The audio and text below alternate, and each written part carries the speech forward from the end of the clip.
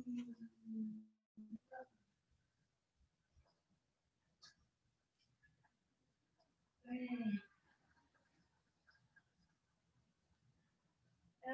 that was good.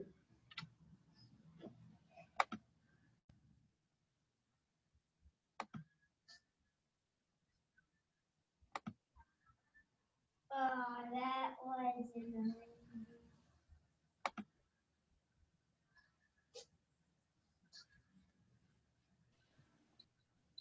Hey guys, sorry about that. I think if something could have gone wrong, it did this morning.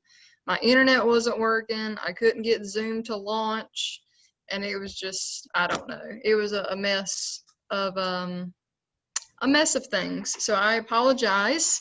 I greatly appreciate your patience with me this morning. I don't know that I've had this many issues in one day with Zoom, but it is what it is. Okay, so here's what I've got for you for today.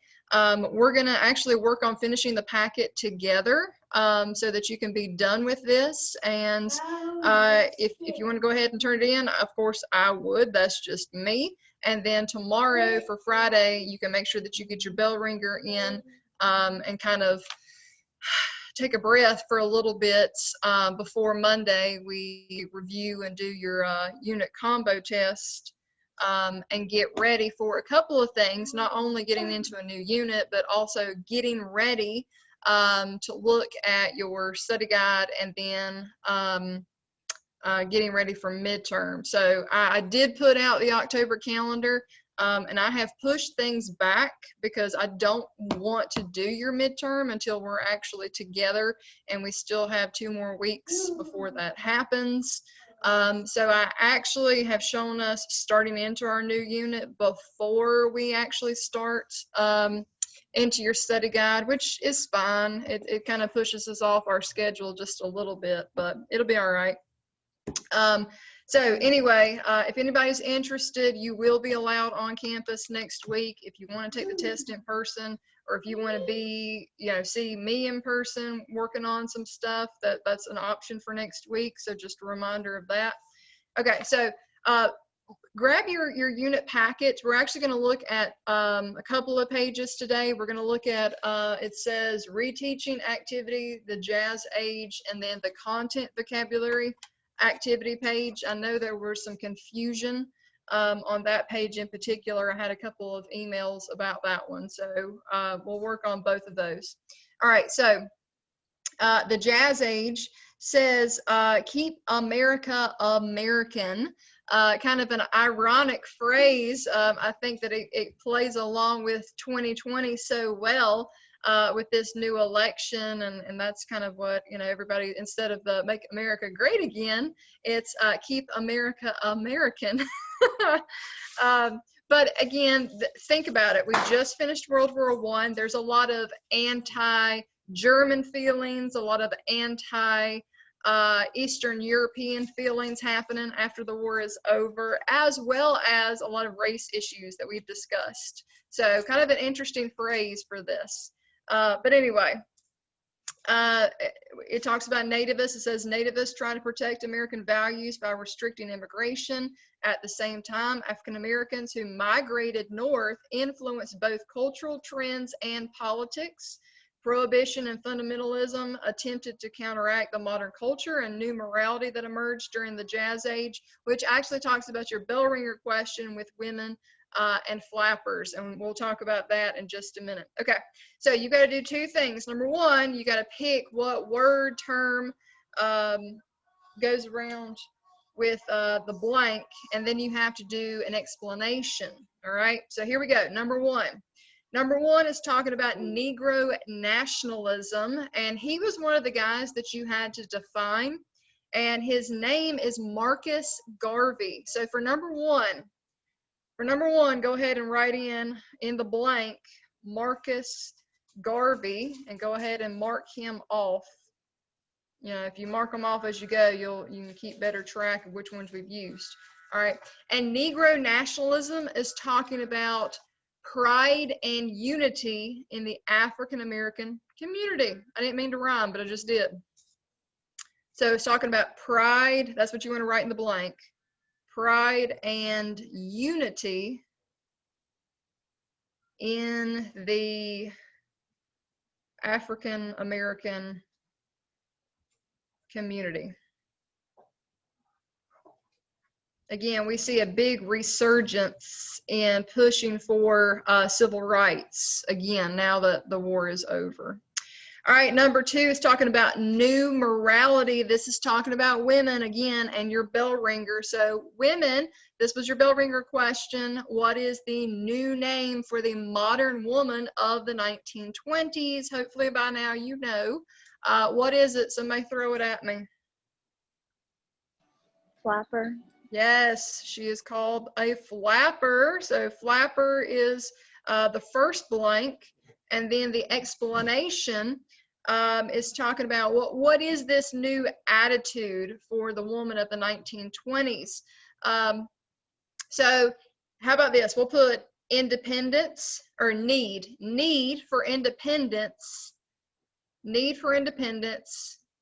and getting away from traditional values. So need for independence, that's a big one, because women they liked having a job, they liked having money, they liked kind of living in a man's world for a little bit. So a feeling of new independence and getting away from traditional values.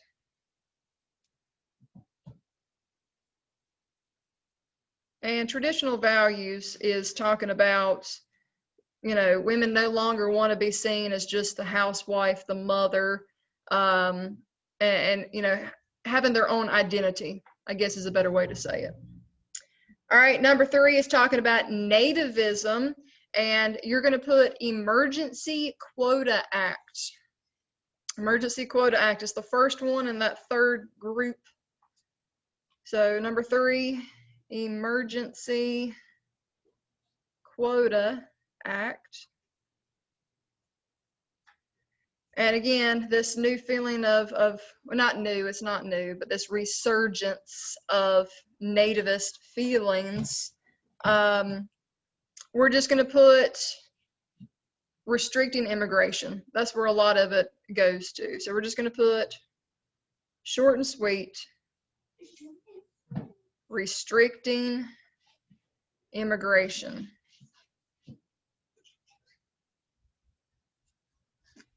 So that's where a lot of those nativist feelings are coming from. Same complaints, the feeling of immigrants taking up jobs, overcrowding cities, bringing wages down. Those same complaints are still there. All right, number 4 says modern American art. And we are going to put Ernest Hemingway. Ernest Hemingway goes in the blank for number 4. Ernest Hemingway, if you don't know him from an English class, he is a very famous writer, author, poet. And he's also part of what we call that lost generation, to where, after World War I is over, there's a lot of people that feel like they don't really fit in anymore. They don't really understand this new America, the change with women, prohibition has taken place. This, fight for civil rights, nativism, like all these new things that are popping up, they feel like they just don't quite fit in anymore. So for the explanation for modern American art, let's just put in lost generation, because that's kind of that category it's talking about. Lost generation. And again, it is talking about, writers and authors and even citizens. Like, for example, let's talk about your soldiers, right? Can you imagine being a soldier that fought in World War I, and when you come home, you can't even have a beer to relax because alcohol is now illegal. Your wife is now working a job and you don't even see her anymore. And you know what I'm saying? Like all these new changes it would be kind of rough to get used to this new society that you feel like you don't understand anymore. All right, number 5, prohibition, speakeasies. Speakeasies. And I really wish we were in class because there's a lot of activities we would do talking about prohibition and speakeasies. So a speakeasy, if you remember from your notes or the PowerPoint slides, if you've looked at them, are secret drinking clubs. You know, if you can imagine if cell phones were to become illegal, you guys would be hiding it. You know, you would probably be willing to cut out a piece of your arm to hide it in there, you know, just so they couldn't take it away from you. All right. Well, people didn't want to give up drinking alcohol, so they were willing to create these secret drinking clubs just so they could continue purchasing and drinking alcohol. So speakeasies, that's what it was.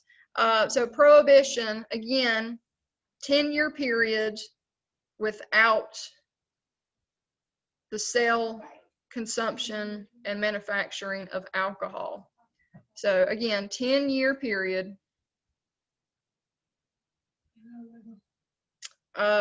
just put with no alcohol. That's fine. You don't really have to explain that you couldn't make it, sell it, or drink it. You can just put without alcohol. Geez, my spelling is awful today. That's bad. So here, let me ask you a good review question. It's going to be on midterm, so you can't lose it or forget it between now and then. And you will see this on Monday. You need to remember your amendments. Who remembers the number? Which amendment takes alcohol away and which one brings it back? 18 and 21. Yes, I told you that trick. It's a good trick. All right, if you remember the ages, I think that makes it a lot easier to remember the numbers. All right, number 6, fundamentalism. You're going to put William Jennings Bryan. William Jennings Bryan. And we've actually talked about him before, whether you remember him or not. We talked about him before because he ran against McKinley in the 1896 presidential election. This time, when it comes to fundamentalism, he is fighting against, that's what I want you to write down, fighting against the teaching of evolution. Fighting against the teaching of evolution.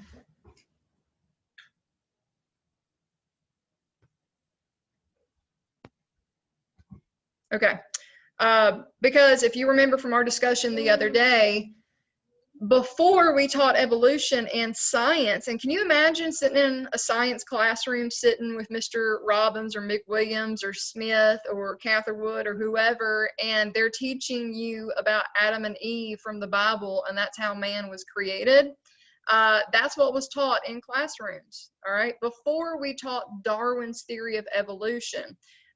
Now, you know, you're not allowed to speak unless you're, of course, in a private school. If you were going to a private school, they would discuss creationism, you know. But in public education, we just talk about Darwin and his theory of evolution evolving from apes. Well, Jennings Bryan was a lawyer who was going against it and saying, no, you should not teach evolution to students in schools. But anyway, they decided that it was time for a change. All right, and so of course evolution is taught today. All right, number 7, all that's left is Mr. Langston Hughes. So he goes in for number 7. Langston Hughes. And I do apologize, we haven't really spent much time this week talking about the Harlem Renaissance.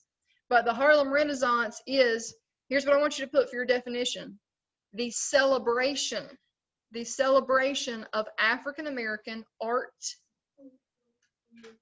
And art can mean everything from books and poems to paintings to music.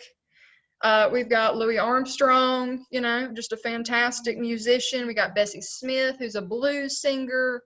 We've got, again, Langston Hughes. He's a poet and an author. But the Harlem Renaissance is the celebration of African American art and, you know, their contribution to society. That's really what it is. Okay. which is what your critical thinking question is about. It says, of all aspects of the Harlem Renaissance, the music of jazz emerged as its most enduring cultural symbol. Briefly describe why you think jazz played a role in the achievement of civil rights for African Americans. Well, African Americans were a majority of the players and singers and composers of jazz. And, you know, you cannot mistreat these individuals if they're the ones that you're inviting to your clubs to play. And if they're the ones that are on the radio, you know, I mean, they're the ones making this music. So we need to appreciate their value to American culture, you know. They are an important part of our society, and they need to be celebrated and thanked for their contributions, not thrown in the back alley just because of race. All right, now, you can come back and just answer that in a minute, but let's go ahead and go to your content vocabulary page. I had a student the other day, bless his heart, I'm not gonna throw him under the bus and say who it is, but he was very confused about this activity, and he said, I think something's wrong. Those words are really crazy looking. Those aren't real words. And I'm like, bless you. Bless your little heart. They're scrambled, so no, they're not correct. You have to unscramble the words and then match them to the definition. So again, bless his little hearts. So let's go through and unscramble, and then I'll get you started and you just finish matching them up. Okay, all right, so A is welfare capitalism. So like I said, just unscramble it. Welfare capitalism. Some of these you should recognize because a lot of them were on your IDs. So welfare capitalism for A. B, you'll have to forgive me. I don't have my cheat sheet, so I'm trying to unscramble it in my head. Oh, geez. I don't remember what B was.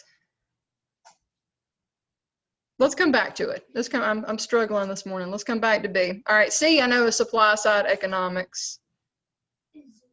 C is supply dash side economics. We've talked about that one this week. Oh, I know what B is. B is isolationism. I told you if I looked at it long enough, I would get it. B is isolationism. I'm writing this as we go, so that's why I'm sounding it out for myself. B is isolationism. C is supply side economics. D is open shop. Again, open shop, that's the one where you don't have to be a member of a labor union to get a job at a factory. E is assembly line. Assembly line for E. All right, F is mass production. F is mass production. G is creationism. Creationism. H is mass media. Mass media. I, we haven't really talked about I very much, but it's bohemian. Bohemian, which is a look and trend that is really coming back. Bohemian is kind of being very, you know, loose-fitting clothing, very kind of like pre-hippie. That's kind of what I think of as bohemian. But a lot of like Hollywood-style individuals were dressing bohemian. J is speakeasy, those secret drinking clubs. J is speakeasy. K is anarchist. Anarchist, again, somebody that doesn't believe in government. L, evolution. Evolution for L. M should be easy. You should know that's jazz. N is nativism. And then O should be pretty easy too. O is blues. Blues and jazz were the top two trends in music. Okay, so now all you're doing is matching the words to the definition. 4, a place where alcohol beverages were sold illegally. That's a speakeasy, so 4 is J. Let's see, 2, production of large quantities of goods using machinery in an assembly line. So 2 is talking about mass production, which is F. So 2 is F. Let's see, 11, a form of communication as TV and radio come about. So 11 is H, mass media. 7, artistic and unconventional. That's bohemian. That's kind of that different. So bohemian is I. So I for number 7. 14, a belief that one's homeland needs to be protected against immigrants. That's nativism. So 14 is N. 15, economic theory that lower taxes will boost the economy. 15 is talking about A, welfare capitalism. 5, the belief that the world would be created exactly how it was in the Bible. So that's creationism, G for 5. All right, so I got you started on that one, and you can kind of wrap up and finish. Like number 9, national policy of having no involvement. That's isolationism. So 9 is B. So anyway, I almost did it for you. Almost. You can handle a couple. You can do those last couple. I gave you, how many did I give you? 1, 2, 3, 4, 5, 6, 7. Yeah, I did half. There you go. Merry Christmas. Okay.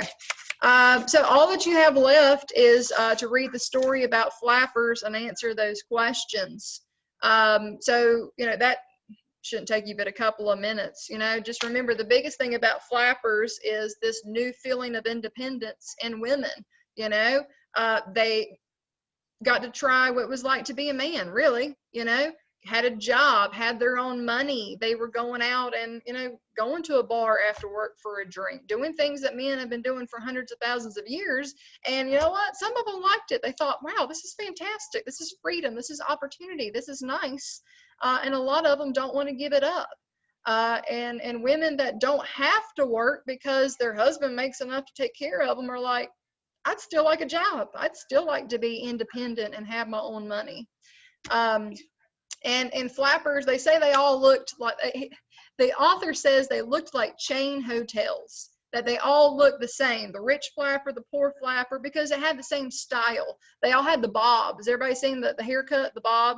That was in style. Everybody cut off that long hair and had it chopped off to their chin. They were wearing makeup, they smoked, they drank, we talked about this, they were showing shoulders, ladies. They were showing shoulders and they were showing knees. Oh my God.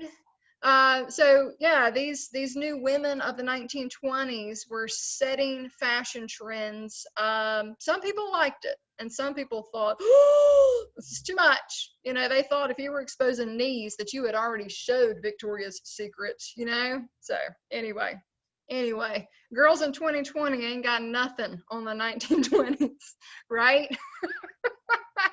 Yeah. Anyway, okay. All right, guys, you wrap up on that and you should be done with your packets. And like I said, if you do that today, all you'll have to do tomorrow is answer your bell ringer and relax until next week. Any questions, comments? Again, my sincerest apologies that today was such a hot mess. It is what it is. Hashtag living that 2020 life. No, everybody give me a thumbs up. We're good. Everybody's good. No questions, concerns, problems. Yes. Just Ashlyn, you hanging in there? I'm good. Okay. All right. I love you guys. I am counting the days to the 19th so I can see your beautiful faces, whether it's the 19th or the 20th, whatever day you come in. So anyway, happy Thursday. Bye, guys.